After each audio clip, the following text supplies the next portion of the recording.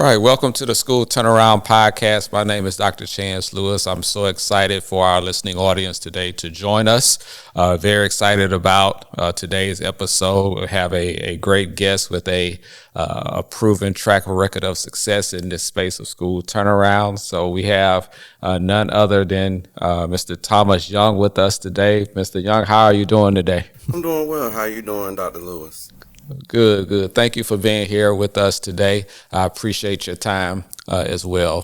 For those who are joining us today, and with our guests, the whole purpose of the School Turnaround Podcast is to have a platform where people who are educators and other stakeholders can come and really learn about some strategies and recommendations to improve schools across the nation.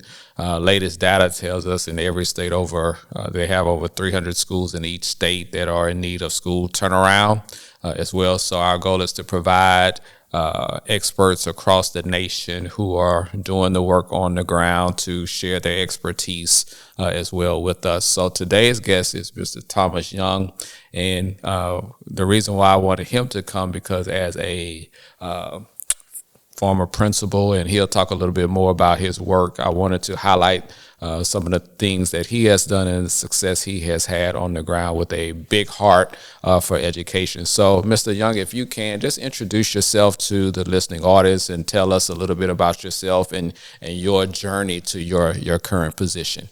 Well, thank you, Dr. Lewis. Well, I will say my journey started off. I went to North Carolina A&T, and I initially wanted to be an engineer.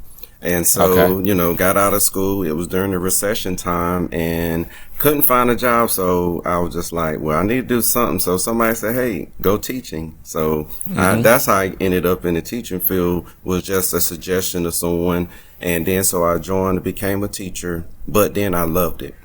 That's where I found my passion. Whenever I got into that classroom and, during that time, whenever I was in the classroom as a teacher, I mentored, a lot of our students, young boys, especially, our students who, were in gangs in low poverty areas. So, we had a lot of success working in the high school, getting those students to graduate and, even go off to college. So, I thought about, I was like, I can do a lot more with my life and myself, and I went back to school and I got my administrator's license, and then I became a assistant principal in with Wayne County Public Schools here in North Carolina. During that time, I worked under a great leader.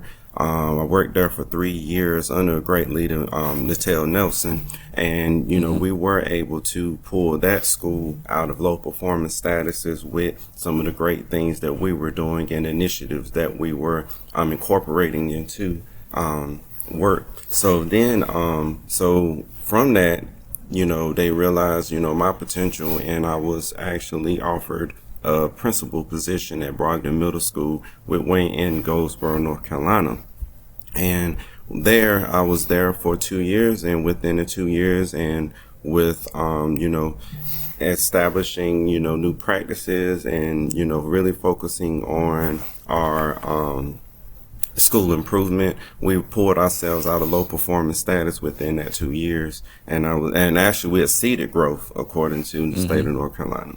So it was an awesome opportunity.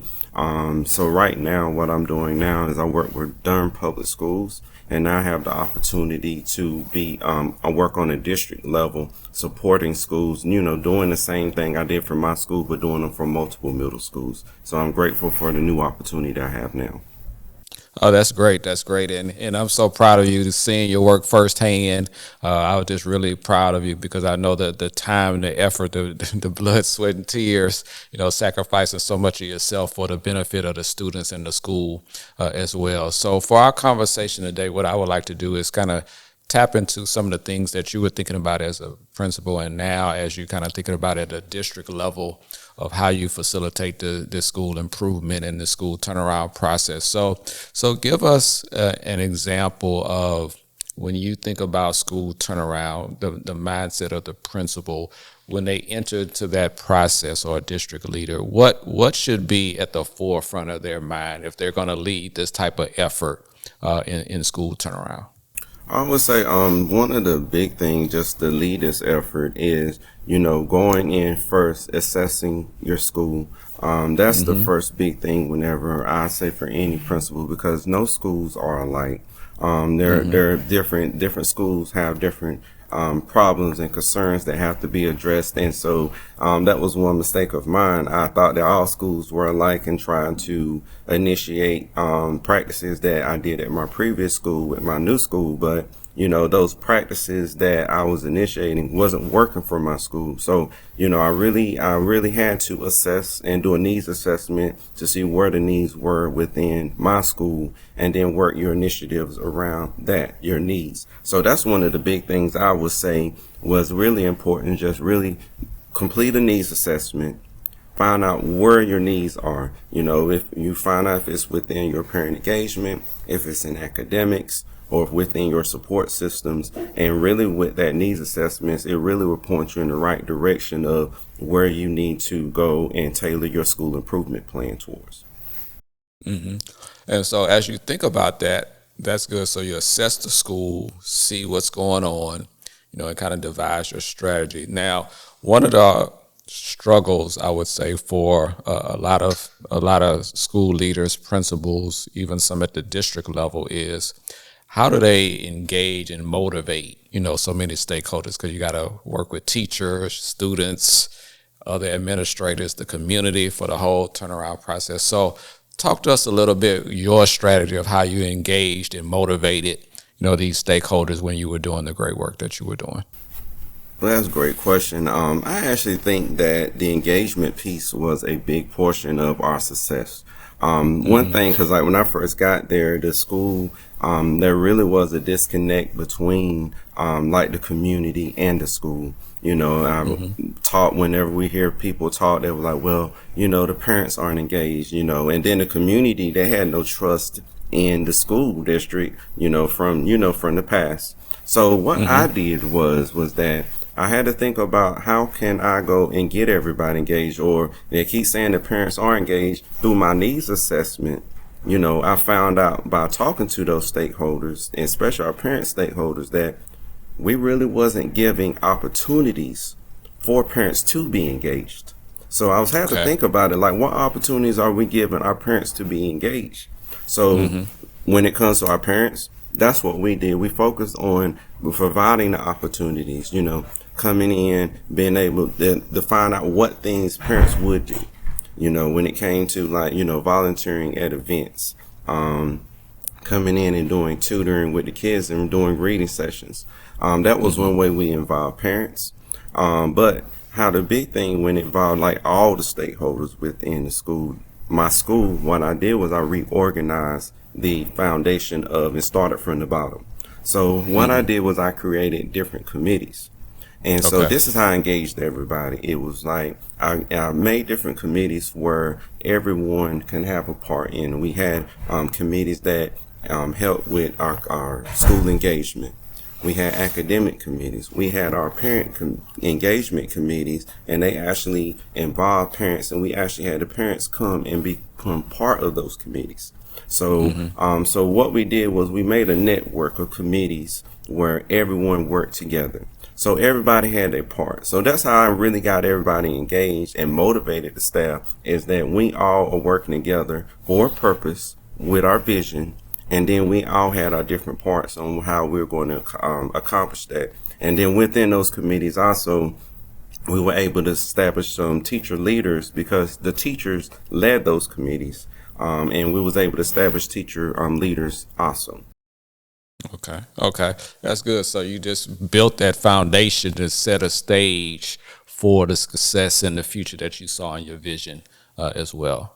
That's great. So in looking at this then, of course, anytime an educator goes in or a leader goes in to make positive change, you're going to have challenges, of course, setbacks and people who resist.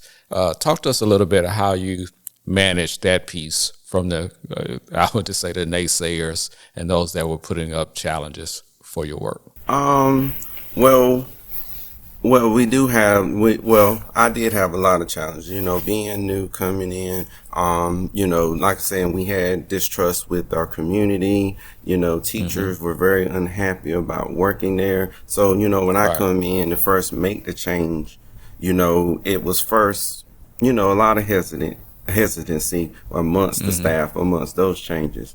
But what we did was establish our how I really worked, and I'm just gonna say is I really sat down and established our vision first. And so really our whole staff got together and put in on this vision of saying where we wanted the school to go. It wasn't my vision. It was the staff's vision. So I involved everybody in making the decision of how we're going to go and where we want our school to go and where we want us to Okay. be. And so that's how I got a lot of the pushback from our staff is that, I involved them in the improvement process, not just Okay. myself. So while they were doing all of our tasks, it wasn't seen as this is something that Mr. Young told them to do. This is something that we have to do. This is something that this is going to make the success of the school. But some of the challenge that I really faced whenever I was in there, and so our biggest challenge was just staffing. When I came into the school, we had a lot of visiting teachers that were on visas. And Mm-hmm. basically, my first year, I had 9 teachers leave at one time because they had to Mm. go back home. So that was my Wow. biggest challenge stepping into the role was, how do I get staff? So Right. my staff really honestly was very happy with working. They was just stressed at the time, but overall was happy with their job. It was just that we were stressed because the staffing was a problem. And one way that I ended up addressing that is I ended up reaching out to the community. And Mm-hmm. we actually went in the community and they were able to go and get us parent volunteers to become long-term subs. Even some parents became teachers for me to fill our positions. So Mm-hmm. you're going to have challenges whenever you first walk in the door and push back. But there's solutions, and it's really just sitting down with your team to really discuss how we can make these solutions and turn them into a success.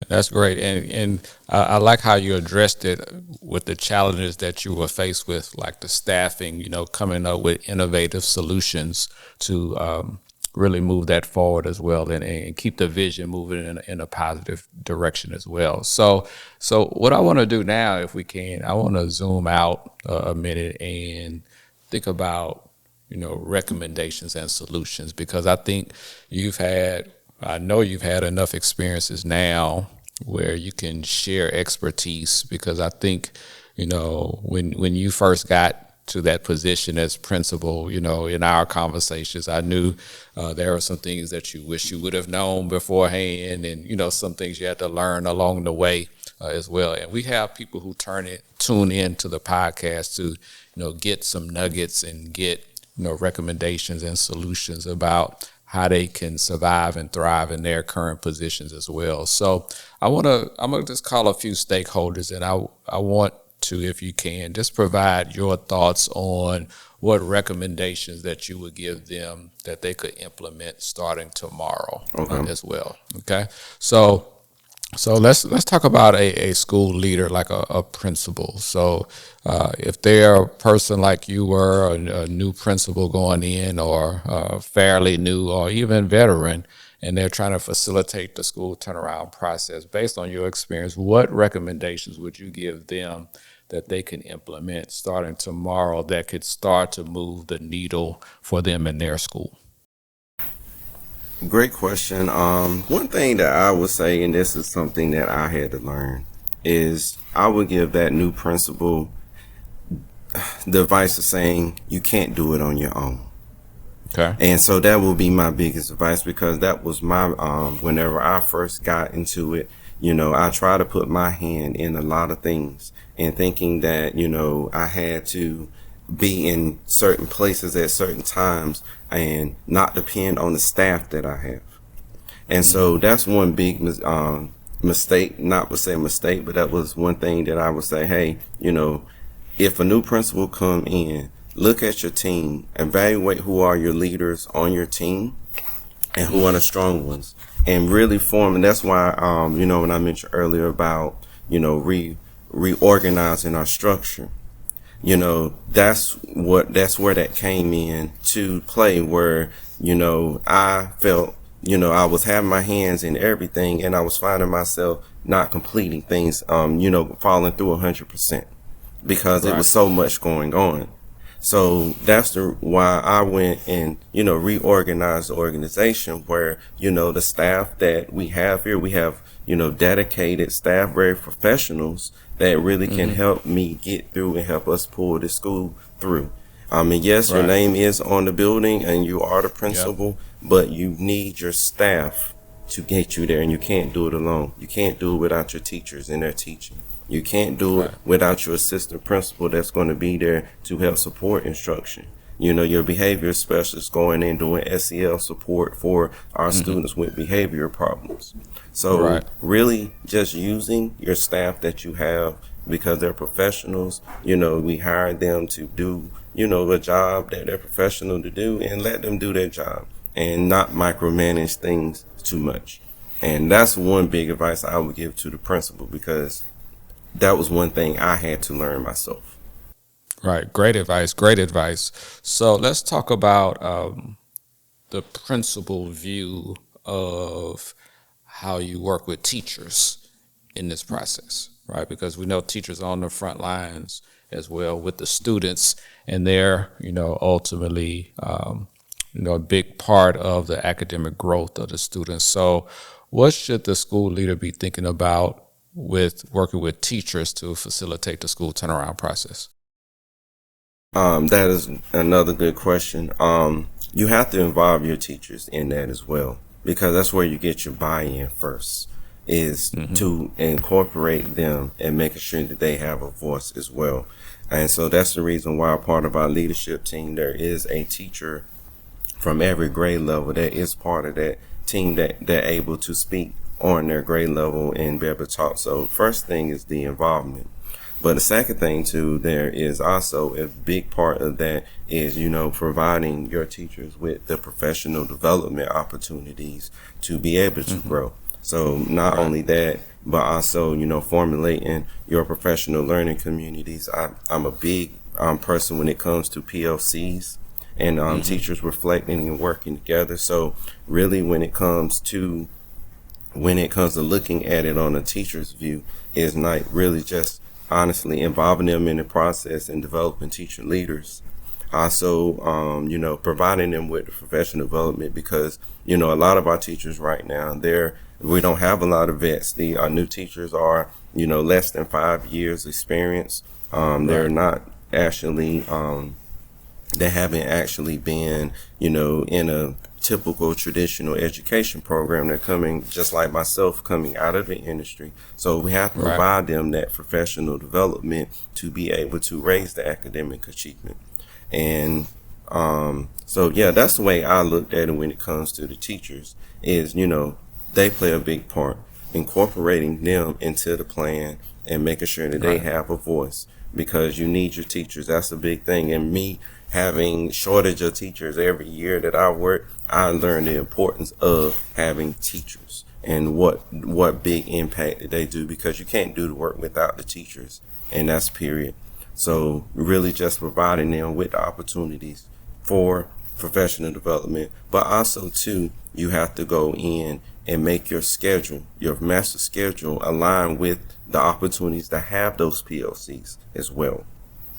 And that's important as you look at it. So I'm glad how you laid that out of, the viewpoint of working with the teachers as well. So there are two more groups I want to ask you about before we close. So the principal's view on working with support staff, right, to make a difference as well. I know you did that very well at your school, getting support staff, when I'm talking about not only your assistant principals and things like that, but your counselors, and other people on the support staff to support the work. So what was your viewpoint around that as well? Well, your support staff, reason they are a big part in what you're doing, because with your support staff, especially with your admin team, they're actually laying out that groundwork for how everything is going.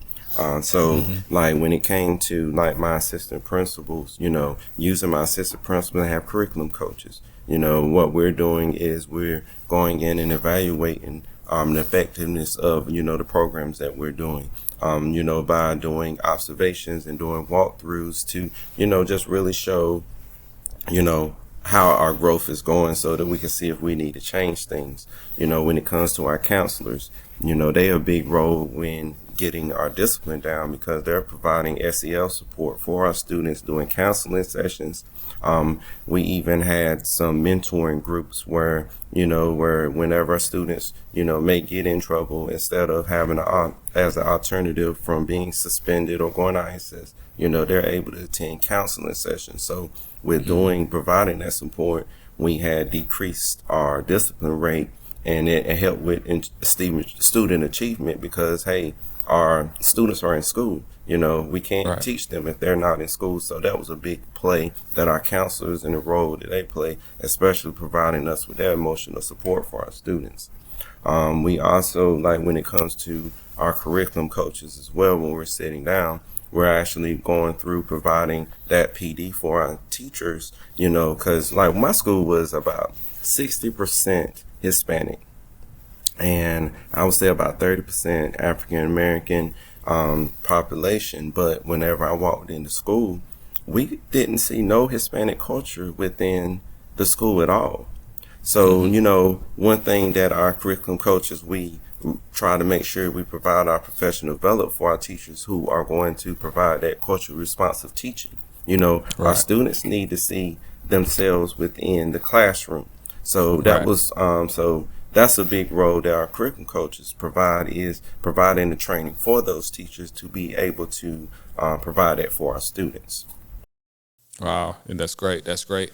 And when you look at that just shows the importance, for our listeners, of that support staff of making a difference as well. And then the last group I want to ask you about is parents. So what's the principal's view or the leader's view of how you have to collaborate with parents if you're going to facilitate the school turnaround process?